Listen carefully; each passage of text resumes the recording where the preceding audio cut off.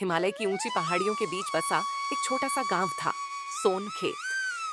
चारों ओर फैले चीड़ और बुरांश के पेड़ों से हवा में हल्की सी खुशबू घुली रहती थी। सुबह इतनी शांत होती कि दूर बहती पहाड़ी, धारा की कलकल और पत्तों की सरसराहट साफ सुनाई देती। इसी गांव में रहती थी नैना, सुंदर, मेहनती और भीतर से बेहद मजबूत औरत। नैना की जिंदगी साधारण नहीं थी। उसके 4 पति थे, हरिराम, मोहन, श्यामू और दीपक।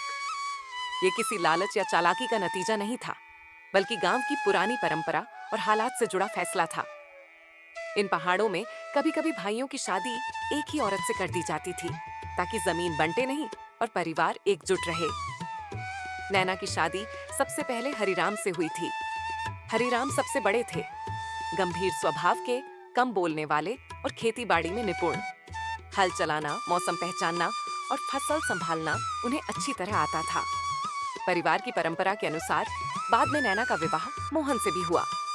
मोहन हंसमुख थे। नदी में मछली पकड़ना और लोकगीत गाना उन्हें बेहद पसंद था। मुश्किल घड़ी में भी वे माहौल हल्का कर देते। तीसरे थे श्यामू, थोड़े गुस्सैल पर दिल के साफ। जंगल से लकड़ी लाना, घर की मरम्मत करना और जरूरत पड़ने पर किसी से भिड़ जाना, ये सब श्यामू बखूबी करते थे। सबसे छोटे थे दीपक, शरारती, तेज दिमाग वाले और शहर की दुनिया के सपनों से भरे। नए कपड़े, नई बातें और अलग जिंदगी का ख्वाब उसकी आंखों में हमेशा रहता। एक सुबह नैना चारों के लिए चूल्हे पर रोटियां सेक रही थी। हरिराम ने कहा, नैना, आज खेत में जल्दी जाना होगा। बादल ठीक नहीं लग रहे, बारिश आ सकती है। मोहन हंसते हुए बोले, पहले नाश्ता तो मिल जाए, फिर खेत की बात करना। काम के समय काम करना चाहिए, हर वक्त हंसी मजाक ठीक नहीं। आप तीनों बस लड़ते ही रहते हो। नैना सोचती होगी, इन चारों में सबसे सही कौन है? नैना ने मुस्कुराकर कहा, मेरे लिए तुम चारों सही हो, बस आपस में लड़ना छोड़ दो। गांव में जब औरतें कुएं पर पानी भरती तो नैना की चर्चा जरूर होती। एक बुजुर्ग औरत बोली, नैना जैसी किस्मत किसकी होती है, 4 पति। दूसरी ने जवाब दिया, किस्मत?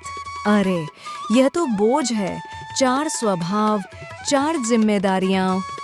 नैना ये सब सुनती पर कुछ कहती नहीं, बस हल्की सी मुस्कान उसके चेहरे पर रहती। उसे पता था कि उसके घर की बातें पूरे गांव में फैली हैं। एक दिन खेत से लौटते समय श्यामू और दीपक में झगड़ा हो गया। श्यामू बोला, दीपक, तू हर वक्त शहर जाने के सपने देखता है, खेती बाड़ी का क्या होगा? दीपक ने जवाब दिया, हर कोई सारी उम्र इसी मिट्टी में नहीं रहना चाहता। मैं कुछ अलग करना चाहता हूँ। नैना ने बीच में आकर कहा, तुम दोनों मेरे लिए बराबर हो, लेकिन घर और खेत हमारी जड़ें हैं, इन्हें मत भूलो। उसी साल गांव में भारी बारिश हुई, कई खेत बह गए, अनाज की कमी हो गई, हालात कठिन हो गए। हरिराम चुपचाप खेत संभालने में लग गए। मोहन नदी किनारे मछलियां पकड़ने लगे। श्यामू जंगल से लकड़ी लाकर बेचने लगे और दीपक शहर गया काम की तलाश में। एक रात चारों पति नैना के पास आकर बैठे। हरिराम ने कहा, हम सब मिलकर इस मुश्किल से निकलेंगे। हाँ, जैसे 4 चूल्हे मिलकर एक बड़ा खाना बनाते हैं और उस खाने का स्वाद बढ़ाने वाली हमारी नैना। मोहन ने सिर हिलाया, और उस सबको संभालने वाली है नैना। नैना की आंखें भर आईं। तुम चारों ही मेरा सहारा हो, यही हमारा घर है। कुछ महीनों बाद गांव में मेला लगा। नैना और उसके चारों पति अब गांव के लिए एक मिसाल बन चुके थे, एकता, समझदारी और बराबरी की मिसाल। मेले में गांव के बुजुर्ग ने मंच से कहा, नैना और उसका परिवार हमें सिखाता है कि घर चलाने के लिए प्यार, भरोसा और एक दूसरे का सम्मान जरूरी है। नैना ने अपने चारों पतियों की ओर देखा। सबकी आंखों में एक दूसरे के लिए अपनापन था।